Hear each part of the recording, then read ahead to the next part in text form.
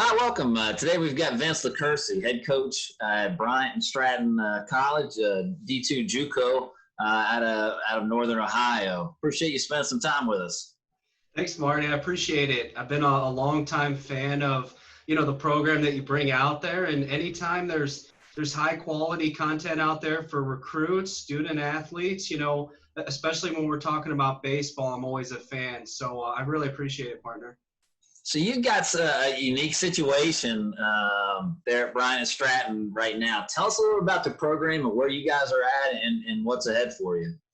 We really do. And it's an exciting time in Northeast Ohio, I'll tell you. I know that there's a lot of, stuff going on kind of in the background with COVID and whatnot. But, basically my entire life I've leaned on baseball as, an escape and a way to get away from all that noise and drama. So we're starting a baseball program kind of in the middle of a pandemic here. This fall will be our first season.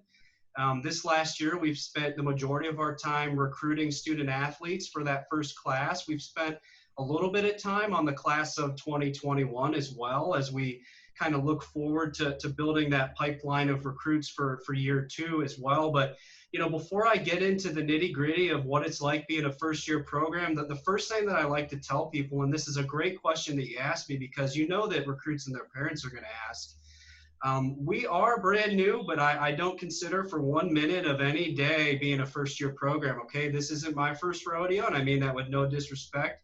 I've coached at the college level before. I've played in college. This is the best recruiting class that I've had in my career, period. The coaching staff that we've put together, we've got 3 full-time coaches. This isn't their first baseball season, just to be straight with you guys. And we actually have guys with experience from the major league level on down from a player development perspective. So the attitude, the mentality that we're trying to promote throughout our college and our kids is just, take this opportunity and run with it and do whatever you can. But, at very least, do not consider yourself a first-year program type of kid. Don't discount yourself. We want to shoot for the moon. And, we're trying to win conference, right? We're trying to make regionals, and we're trying to put this program on a map in a really fast way. So. Excellent. And a junior college is a great place to do that as well, because you can step in. You've got 2-year guys, so you can compete right away for sure. So tell me a little bit about your coaching background and what you're bringing to the program here. I appreciate that. As an assistant coach in college, I mentioned that earlier, I was a pitching guy, primarily working, with that side of things. So, daily management of a pitcher's routine, strength and conditioning from a pitching perspective, right? Because pitchers train a little bit different than position players. So you try to cover all your bases that way and provide a good daily throwing routine for folks. We try to put together scripted pens for guys to where, we're meeting measurable goals in our bullpen. So we have something, to rely on when it comes to game time. We've got to practice game time situations. So we try to get our guys in front of our hitters, throw in live bullpens as much as possible to kind of get them going that way. But and it's part of the reason why I picked the assistant coaches that I did for this program is that no matter what, for the last 32 years, if I turned on a baseball program on TV, if I was coaching, if I was in the stands, I'm looking at one part of the baseball field because that's the most important part, and it's the mound. It's the hill right in the middle there. So, I just try to be real with people. Like, I'm not going to be talking hitting mechanics with our guys. I'm big on hitting approach, obviously, because as a pitcher, you can tell when a guy has an approach and when he doesn't. But, pitching is my bread and butter, and it's an aspect of our program that we're really proud of, and we try to key on player development above all else, right? So, and we try to build this program around the player versus the other way around. We try to adjust to, what each kid needs, and I don't want to give away the secret sauce to how we do and what we do because our player development guy would kill me. But the gist of it is that we individualize every aspect of our program for each player, right? Because it makes no sense for my 6'5" pitcher that weighs 230 pounds to do the same workout my catcher's doing. He's 5'5", 190 pounds probably, honestly. Gotcha. So So to put things in the right context, tell me a little bit about what it means to have a JUCO program and a Division II JUCO program. What's the differences? A lot of people don't understand the levels in JUCO. Can you give us a little background there? Yeah, so honestly, I think one of the biggest challenges you find when you're at the junior college level is just awareness with folks, right? And like you said earlier, there are different types of levels, similar to how NCAA does their business. The difference with being a junior college and being Division II specifically is that we are able to offer 24 scholarships. Depending on the institution's philosophy on scholarships, that could be anywhere between, one scholarship, it could be 24 half scholarships, right? I mean, all that kind of stuff is pretty fluid, especially with everything that's going on today. I can tell you that we fulfilled our 24 scholarships. And, like I said earlier, we have 38 baseball players. Our school does offer academic scholarships, which is pretty incredible. But, one of the main differences, I think, in addition to the scholarships with having Division II junior college, probably compared with most four-year schools, is that from a compliance perspective, what we're allowed to do with our players, why we're so confident that they're going to get better and get stronger and faster, is that we can practice a lot more than a lot of the other levels, okay? And we can strength train, we can do all that sort of stuff, basically to the max to try to drive player development, right? Because everybody that comes to this school is on an accelerated time frame, right? They're coming here to get out of here, which is kind of crazy, but we're happy to be a stepping stone, right? We're happy to be a launching pad. And, we're really excited to just hit the ground running coming here this fall. So one of the things we teach our parents and players is this concept of the recruiting stare. So first step, you got to get identified. Someone's got to know who you are. Then there's the actual recruiting process, and then there's the prioritization process of, hey, I'm going to walk on. How much money am I getting? Am I going to get a scholarship? That kind of thing. Can you talk about that first step of identifying players and kind of what goes into that part of it from your perspective? Okay, so identifying players is probably one of the most important skills that you need to have as a college baseball coach, whether you're a head coach or an assistant coach, right? I mean, recruiting's everything.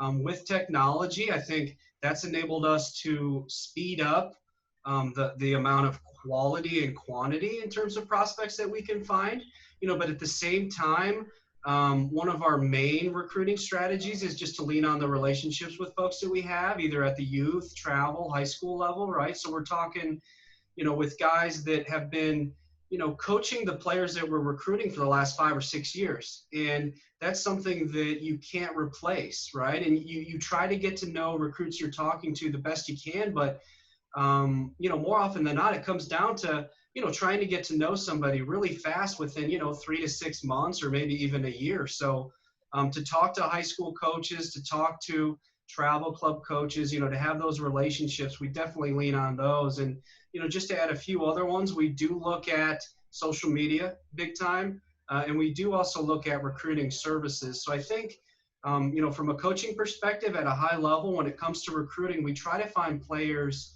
in a lot of different ways, just for risk mitigation, right? We want to have diversity in terms of our recruiting, right? We don't want to have all of our eggs in one basket. And, maybe there was a state championship team that we could pull a couple guys from, but, you don't want to pull, the 15th player from a high school championship team, right? So hopefully that helps a little bit. Yeah, so now you've got guys identified. You've got a pool of guys that you've got some lists you guys are talking about as coaches. So now it comes to the actual recruiting process. So what are those next things that happen in that process? Once you've got some references and you got some guys on the list that you need to go see, you need to reach out and do some research on. How does that process work? The biggest thing that I'll say is that we want to recruit guys that are interested. So that the first advice I would give to people is, if you're looking for an opportunity and if there is some interest there, man, don't be shy about it, okay? One of the first couple of things that we're going to try to do when we're interested in a prospect, if we've had the opportunity to get to see him on the field, we're going to do that. And if not, we're going to try to get his schedule so we can see him play. But, as we move forward in the recruiting process, we have to get that kid applied, okay? We have to make sure that he gets admitted to the school. because dirt honesty is that this is a school first, and the baseball program is, icing on the cake, right? We need to make sure that they get admitted, obviously, and then we have them talk with financial aid folks. This can be done a couple different ways. We like to have people on campus in person, obviously, so we can show them the facilities and the field and the school. We can even have them meet with admissions counselors and financial aid folks. But, in today's day and age, with having all the out-of-state recruits that we have, we've got guys from Florida, Michigan, Illinois, Indiana, Pennsylvania. I mean, sometimes it's tough to get people to come in person to handle this. So one thing that Bryant Stratton is really good at doing is being able to give high customer service remotely, especially, during this day and age. Sure. So one of the big things in the recruiting process are the rules. What are the deadlines? Hey, when can a coach call me? When can I reach out? What are the rules at the JUCO Division II level with communication, and when does that start with guys? Junior college is a little bit different than NCAA four-year schools. We've been very fortunate, even during COVID, to where we don't really have quiet periods. We're always allowed to be talking on the phone with folks. Social media, text messages, obviously big with folks. We've been having guys visit beginning in the fall and then all the way through spring and summer. So we do it year round. I think it's one of the advantages that you have at the junior college level. It comes down to how much awareness that kid has a lot of time, right? So if you're talking about the recruiting cycle in fall, maybe, September, October, more often than not, the recruit that you're talking to, if he's got some talent, he's probably has some aspirations to play Division II or Division I baseball, right? So it comes down to, having conversation with folks, seeing what kind of options that they have already, because the last thing that we want to do is waste somebody's time. We talk to D1 guys, we talk to D2 guys, but, we don't want to talk to a D2 guy with, 15 D2 offers. The first question that I usually have for a guy is, why do I want to be your 16th offer, but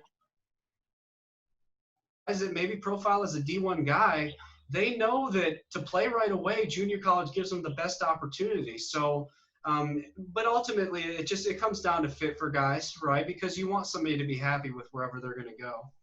Sure. So talk to me a little bit about with COVID right now. Are you guys able to, even though rule wise you may not be I love it. So rule wise, you guys may not be you may be able to communicate or go see guys, but a lot of times schools or restrictions by states. How are you guys getting to see guys now? Is it all video? Are you able to get out?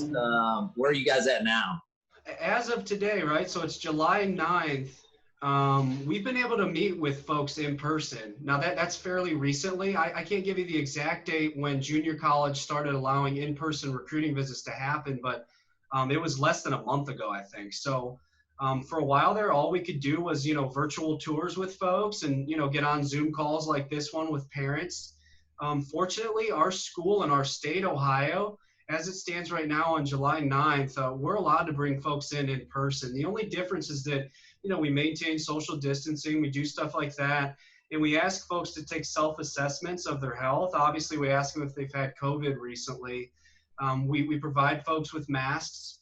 When we're inside in the campus, we try to maintain social distances, of course, but, a lot of our tour is outside at the field, so we get to take the masks off and kind of be ourselves again. But it's one of those things, the first time we did it, we were meeting with a kid who was, throwing 88, 90 miles per hour. He was committed to one of these programs that canceled their season upcoming. So we had a shot at him, and it was uncomfortable for like 3 minutes, but then, I realized, man, I'd much rather be sitting here with a mask on than, in my living room not being able to do anything.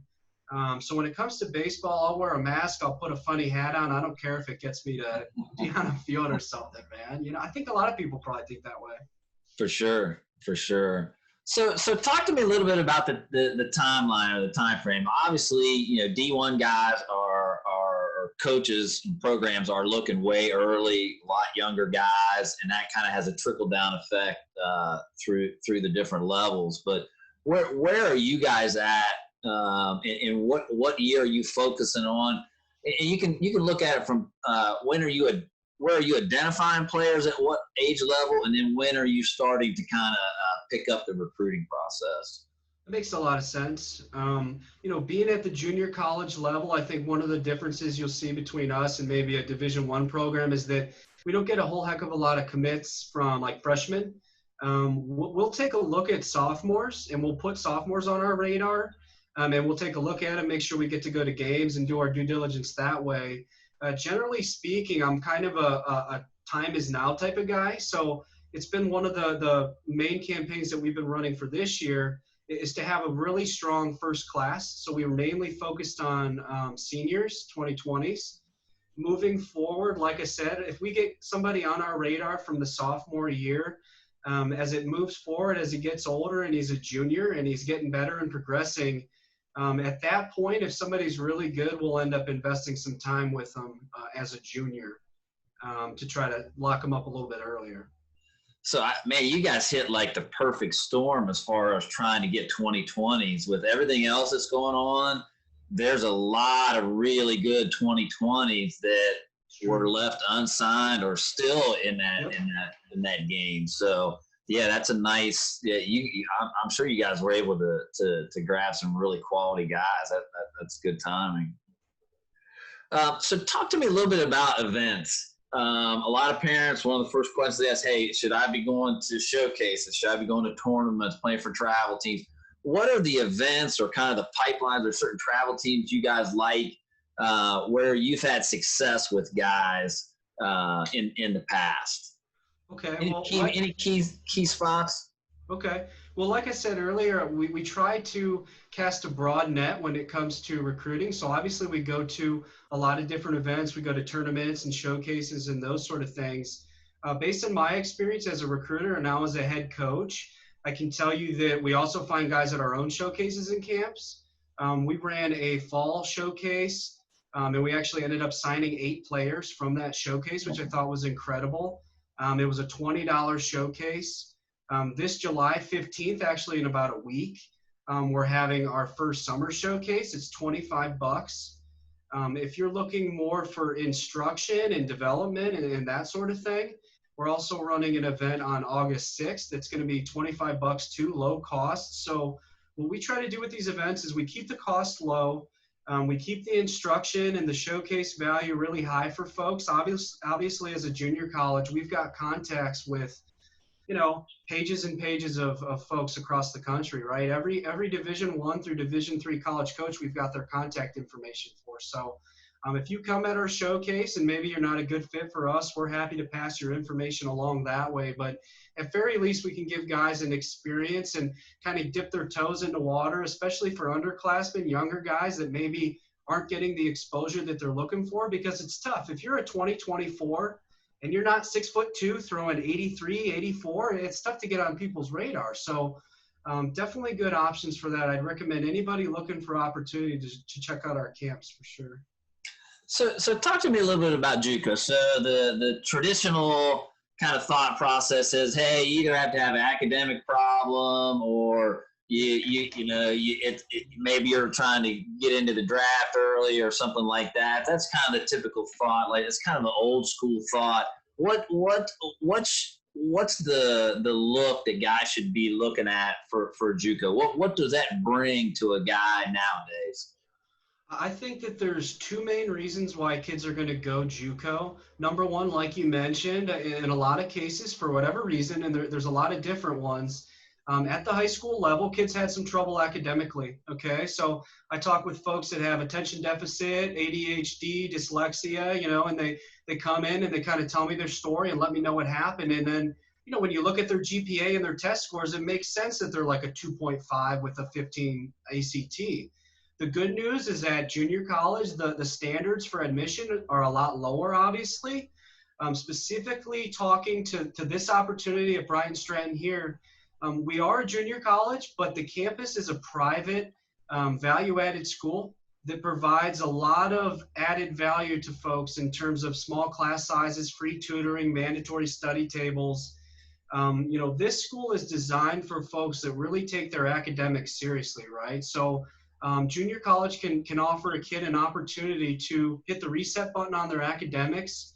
The standard that we hold here is what would make guys all conference academically, which would mean a 3.3 GPA. The type of thing that I tell guys is, listen, you don't know what you're going to do 5-10 years from now, definitely not 20 years, okay? Why not get good grades, okay? You might want to go to grad school after this, and at very least, it's going to help you get an academic scholarship at the 4-year level. So that'd be, one of the main reasons. I think the second reason, and this is probably what you were alluding to, is that we've got a lot of guys with like 3.5 and above GPAs on our team, and we're a junior college, right? Which is hilarious. The difference there is that these guys want to play right away, and junior college levels the playing field a little bit better than the 4-year level does, okay? So generally speaking, we have 17, 18, 19-year-old kids playing at our level, freshmen and sophomore. So those are probably the two main reasons I talked about a little bit earlier, that we can practice a little bit more than the other levels and do things that way to develop. So junior college baseball is for people that are committed to it and want to, eat, sleep, and live baseball. So tell me a little bit about your strategy for scholarship distribution.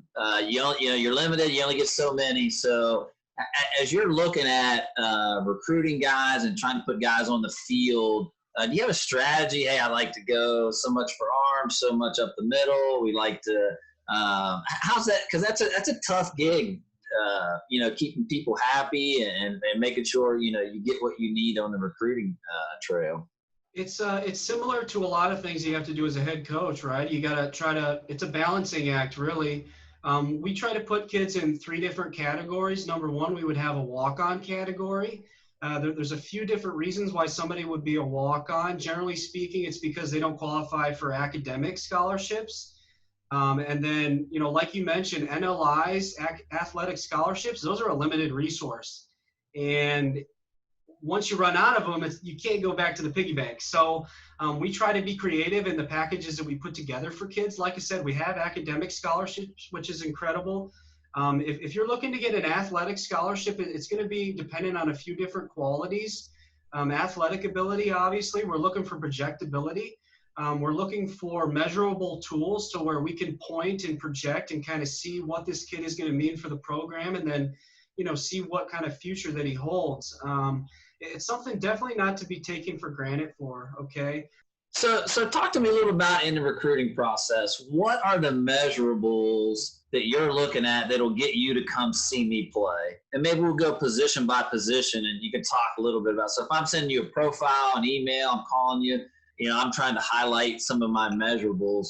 Let's look at right-hand pitchers. What are you looking at? What do I got to have for you to be interested and get past that identification stage and come watch me play? I think that's a great question. For a right-handed pitcher, honestly, for a left-handed pitcher, our standards are going to be pretty similar. If you're looking to get a scholarship with us at the junior college level and you throw 75, you're going to have a lot of trouble doing that. Generally speaking, if we're looking at righties and they're above 6 foot tall and they throw low 80s and they have a projectable body frame in terms of body fat and build, we would be looking to invest with those guys, right? And then you start looking at other things like pitchability, right? Can a guy command the strike zone? Does he pitch to both sides of the plate? Does he have off-speed pitches? That sort of thing. Generally speaking, when we look at a guy's pitching motion, it's really, really fun to try to project where a guy's going to be, right? Because I think a Division I NCAA program could look at a guy that throws mid-80s and he's 6'3", but he's stiff and he doesn't really move that well. And, he probably doesn't fit for that program. But when I see a guy that doesn't move as well as he could and maybe has stuff that he needs to work on from a mechanics perspective, I look at that as hidden value. And maybe a guy that has a little bit of a higher ceiling than other guys. But, I know that everybody watching and a lot of programs even would say velocity, velocity, velocity. And I think, at the end of the day, if you're trying to be a major league pitcher, that's probably true. But you can be really successful at the junior college level, throwing low to mid 80s to both sides of the plate, changing eye levels and, changing speeds. It's really not that complicated.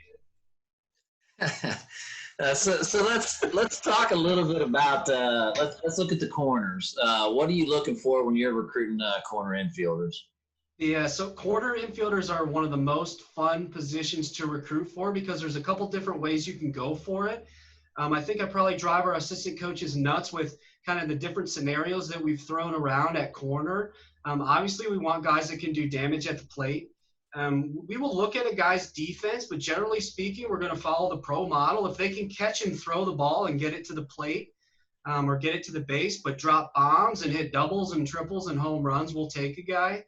But at the same time, you can have a couple different rosters on your team, a couple different lineups. You could go defense at third base, right? And you could go somebody that can maybe bring you value from a base running perspective, maybe an athletic perspective. We thought about doing that, putting a kind of a leadoff hitter at third base. But generally speaking, it's going to be guys that are batting, 3, 4, 5, 6, guys that are going to do damage, guys that have good plate approach, and guys that are going to be able to, put some fear in the eyes of the other team. So you're looking size there as well, right? Like body type. Dirt honest, I hope I don't sound stupid with this, is that I'll take a guy that's 5'5". One of our best pitchers is 5'5". We've got several infielders that are 5'8", 5'9". I'm 5'9" here. You probably can't tell because I'm sitting down.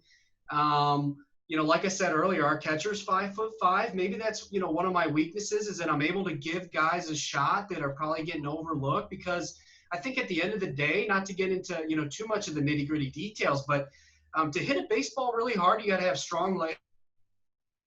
You got to be a good rotator. You know what I mean? I think, being over 6 foot, before you get to like 6'5" and above to where it's actually a negative for a prospect. I think it could point to maybe having a higher ceiling, having that bigger frame. But at the end of the day, we're trying to recruit dirt balls too, right? Little scrappy guys that can just play the game.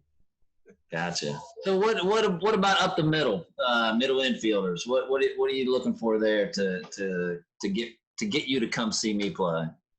So middle infield was the first position that we got to commit for our brand new program. It was in October.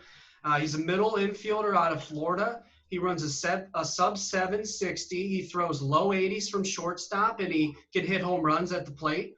So, multiple tools are obviously huge value for us. I can tell you that another one of our leading candidates to play significant playing time at the middle infield is a glove first type of guy.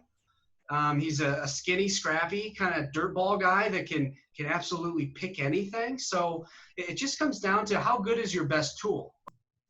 So talk to me a little bit about catchers. Catchers always seem to be, in my mind, when I talk with coaches, kind of the toughest. There's this nebulous, hey, I'm looking for this type of thing, and then they, it's really hard on catchers to, what if I'm sending you an email, what am I going to tell you other than like your pop time, arm speed? But then a lot of times guys say, man, I gotta see him. That makes sense. I think the most important part of it, maybe 80% of catching, is actually receiving the ball, right? So can this kid frame? Is he going to steal strikes for me? That sort of thing. If you look beyond that and you kind of take a look at his stance and his setup, you can see how flexible he is. You can see how athletic he is when he's blocking and when maybe he's moving around to do other things on the field, maybe play defense. If a catcher can hit, that's an absolute plus. We will take a below average defensive guy if he's got a plus stick, right, all the way.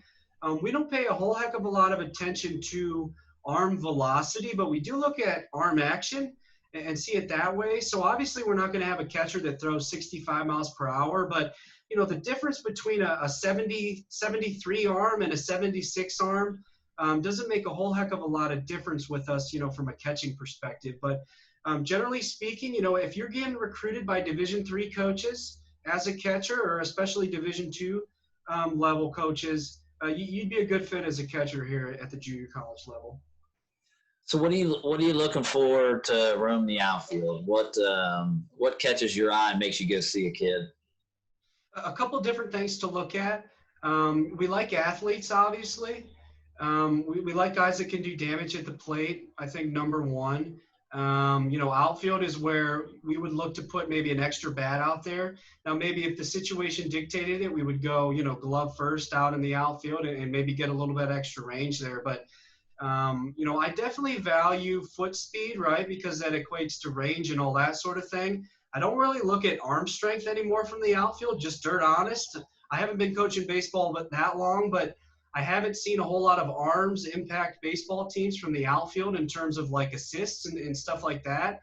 I would love to get an outfield full of guys that get 10 assists a year and get outs that way. But, generally speaking, it just doesn't happen. So glove first, feet second probably, and then we'll fill in the rest and try to teach you what we want you to do. So I've got Bryant Stratton on my list. It's a school I'm interested in. Good. What's the first thing that I should be doing?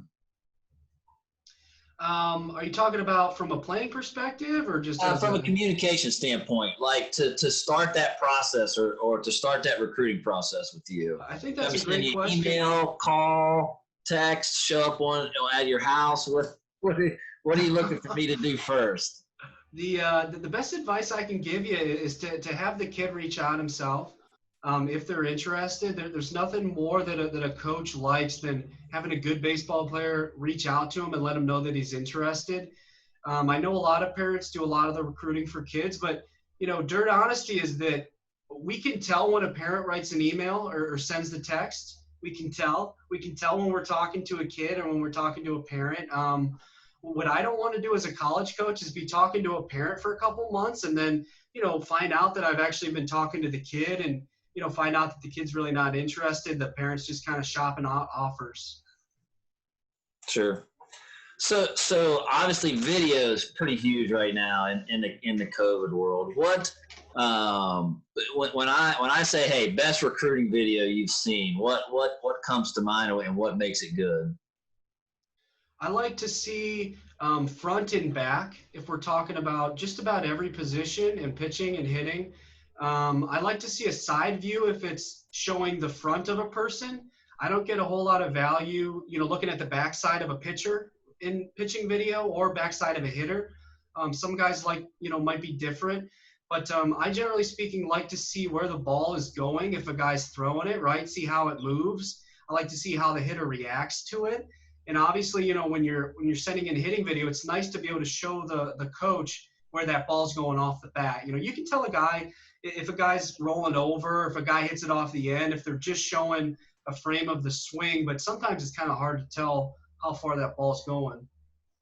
So in the scheme of things, are you looking for skills videos, game footage, highlight reels? Is there a certain order you want to see those? Some you don't, some you do? I'll look at anything. I really will. I think a lot of people will say game video is the best indicator for evaluating talent. But, my dirt honest opinion is that if a kid's going to be sending me game video, 100% of the time it's going to be him doing good stuff anyway. So it's not like I'm seeing an actual game live.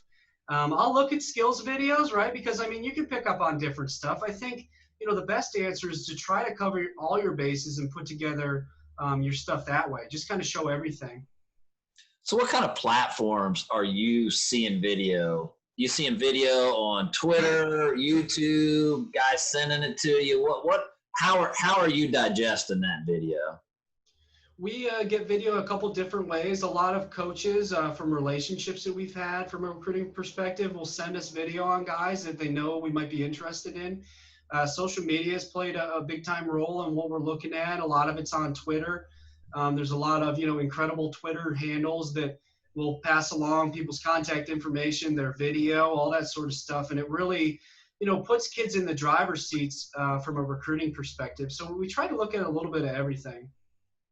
What about worst video? When I say worst recruiting video, you got some that come to mind and what is it about it that makes it struggle a little bit? Yeah, there's all kinds of bad video out there.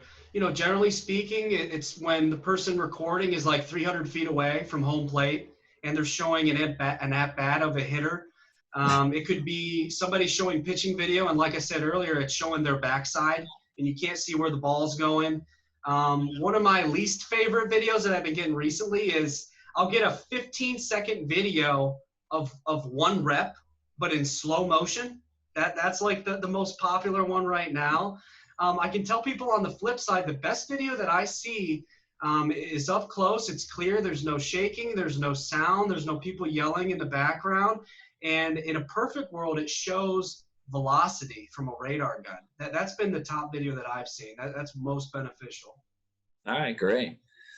You mentioned before about like the parents' role and the players' role. Do you have any? What advice do you have for players?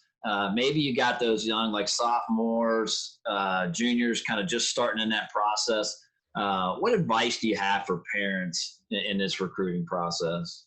The best advice that I can give parents is to let their kids drive the show. Obviously, you're going to give them guidance and information, but ultimately it's their life and it's their decision. So I think the preparation needs to start really early. You got to realize that when you're going on these recruiting visits, it's essentially a job interview. Okay. So I remember being a recruit back in the day, and I remember my recruiting visits, and honestly, I probably said 5 words the entire time. I was scared out of my mind. Okay. So I get it. A kid's probably been dreaming about playing college baseball his whole life. He's been practicing really hard. He's been playing on all these travel teams, getting lessons. My question for the parents and the kids, you want to do this. Number one, you need to get informed with watching videos like this to actually get an idea of what's going on. Number two, you need to learn how to speak and communicate and show interest in a place, right? Because the last thing you want to do is come on a visit and be quiet the whole time, right? You got to give your coach as much information as possible to go from. So talk to me about what a visit looks like there. What's the anatomy? What's the difference between like an official visit and an unofficial visit, if there is any difference from how you guys do it? Do you guys do overnights? Is it a couple hours? What happens during that time? And if it's, obviously COVID might impact that, but you can kind of talk in general. No, that's a good question. There's a couple different ways to look at it. Once you get on campus, we try to connect you with financial aid and admissions.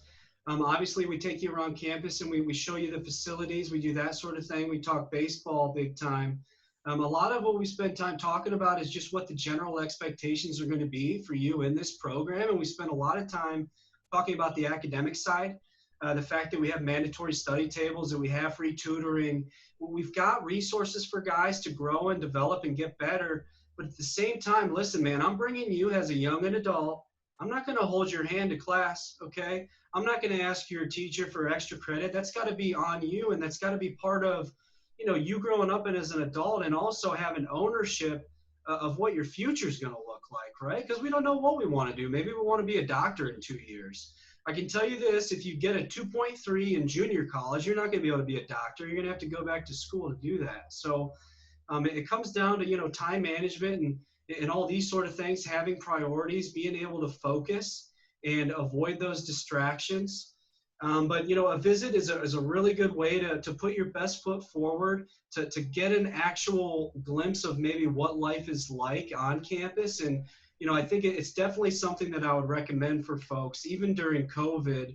Maybe you're not allowed to meet in person with the coach, but I think you can do a lot of this stuff digitally and at least kind of see, the layout and what you're getting into.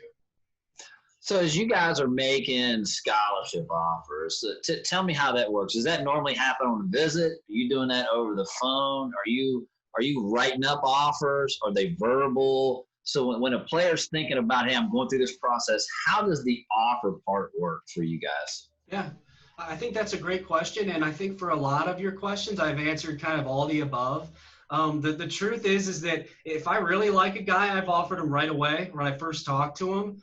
I think more polished recruiters would probably cringe if they heard that. They want you to develop a relationship and that sort of thing. I try to take advantage of every opportunity I can with a guy. If I think a player is a good fit for our program, I'm not going to take for granted that he took my call and that he answered me that time. So I try to put my best foot forward right away with folks. With that being said, we've had guys that we've kind of been talking to for 6-8 months here, that we're still working on. So it's kind of everywhere and anywhere in between in terms of how we get it done. We try to present the offer, in a way that's clearly communicated to the prospective athlete what this means for the entire financial aid package, right? Because, there's a lot of details that kind of go into it with loans and fees and tuition and books and all that sort of thing. But we try to take care of everybody the best we can. And it's definitely, one of the things that I'm most proud of and one of the things that I enjoy most as a coach is to be able to give that scholarship offer. It's a big deal. So talk to me about the importance of academics and when you guys look at the academics of a recruit in the process. Yeah, that's a great question. So just to make sure everybody understands is that we look at grades before we even talk to anybody. And if you've got bad grades, we're probably not going to talk to you, even if we're a junior college. It's an indicator of character. It's an indicator of work ethic. And like I said earlier, our school, it's pretty tremendous. We offer academic scholarships. So, we talked about NLIs and athletic scholarships. Those are a limited resource. Academic scholarships give us the opportunity to add high character, talented baseball players to the roster without taking that athletic scholarship investment away from us. So it's a way for us to diversify our recruiting and have a more balanced recruiting class. It's super important.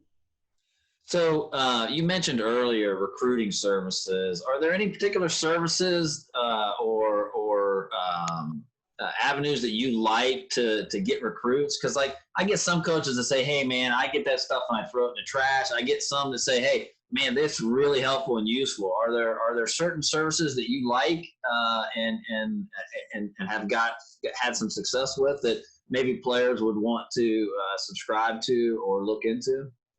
Generally speaking, the paid services provide us with an avenue to get a high quantity of players. And then it comes down to, as a recruiter, just filtering through these prospects and seeing who's a good fit. The best prospects that we get, without a doubt, are from coaches and relationships. The best media technology that we use for that is Field Level. So I would encourage folks, they've got a free option. High school and travel coaches are doing an incredible job right now, helping out their players, just kind of out of the kindness of their heart, right? Trying to get them opportunities and that sort of thing. But Field Level enables players to contact coaches immediately. They can show interest in programs, and it's free, right? So I can't say enough about that technology. So talk to me a little bit about the communication process with a recruit and the phone call. So sometimes you're calling a coach, other time a coach is calling you. Tell me about that phone call. What kind of, maybe that initial phone call, how long is it? What kind of questions are you asking? So if I haven't made a call yet and I'm watching this video to kind of help me out, what are those phone calls like? Are you talking about if we're calling a player? Yeah. Okay. Honestly, I think every coach is going to be a little bit different, but I just try to catch up with the guy and kind of see what he's been up to. I know I'm kind of calling you out of the blue. We've never talked before, but listen, I've been talking to your coach for the last 3 months, and I've been waiting for this day. I just want to let you know that you're on our radar. If you're looking junior college baseball, or if maybe you don't have a Division I or Division II offer that you were hoping for right now, I can give you some information on junior college baseball and maybe why it would be the right fit for you. We kind of go from there, and honestly, we just let the kid talk a lot, right? So if a kid's looking for advice, don't be afraid to be yourself. You can speak your opinion, but just be smart about it, right? And like you said, you just got to practice it. The more you do these things, the easier it gets, especially if you're a kid, right? Because they learn so fast. Yeah, we do a lot of mock phone calls with some of the guys we have, so kind of practice them, and they're pretty short and brief a lot of the time. So I try to get them to, hey, tell a story, make them laugh.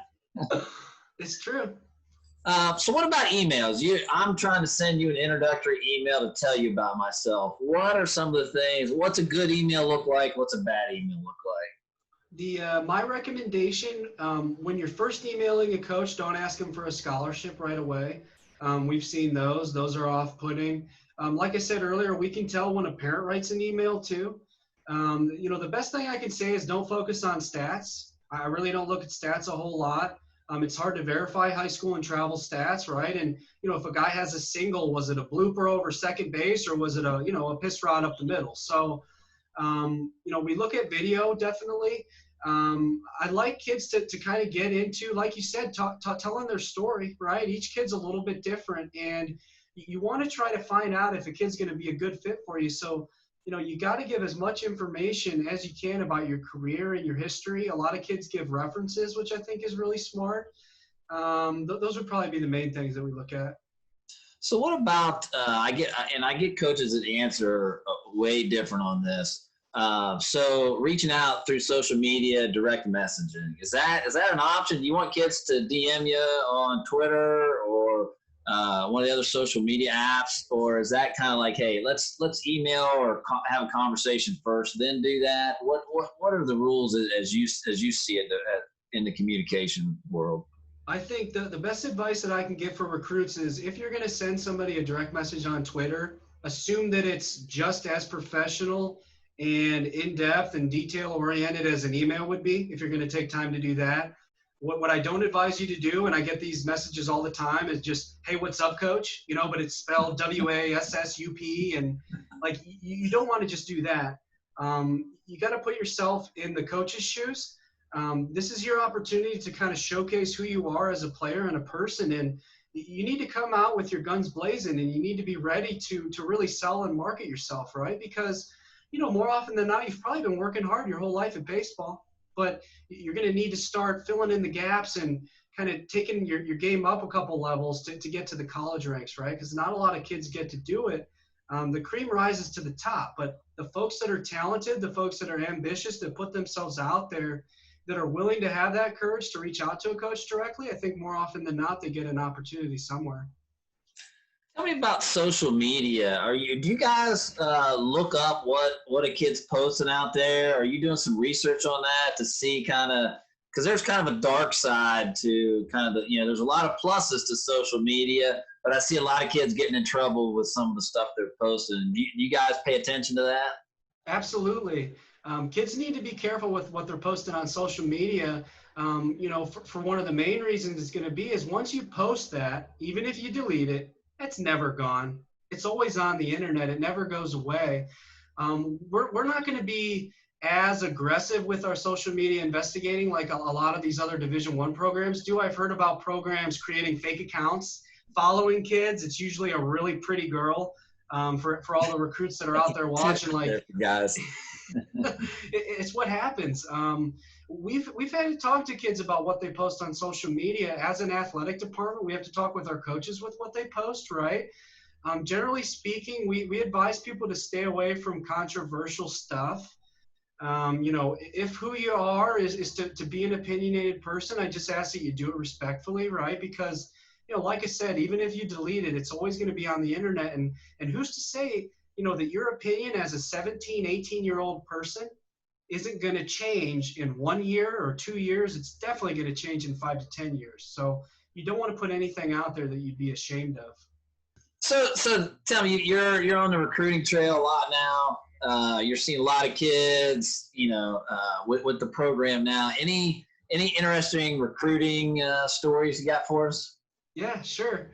Every once in a while I'll run into a kid that I don't quite recognize, and he'll kind of tap me on the shoulder and be like, Coach Vince, what's going on, man? And he'll be 6'2", and the last time that I saw this kid was like 5'4", 120 pounds. Now he's looking for college baseball opportunities, right? So it's something that I never would have dreamed of, kind of getting started at the youth level, giving lessons with little guys, is that 5-6 years down the line, I'd be looking at offering them college baseball opportunities. So that's kind of been a pleasant surprise for me. Yeah, that is pretty rewarding. So I mean, here's where the rubber meets the road. If I'm a kid, I'm trying to look for a school. Why Bryant Stratton? I think there's a lot of different reasons to choose Bryant Stratton. Number one is going to be that being a junior college, there's a lot of opportunity to develop academically and athletically, okay? From a coaching staff perspective, we have 3 full-time coaches that are player development driven, experience ranging from Major League to Division I, Division II, and on down.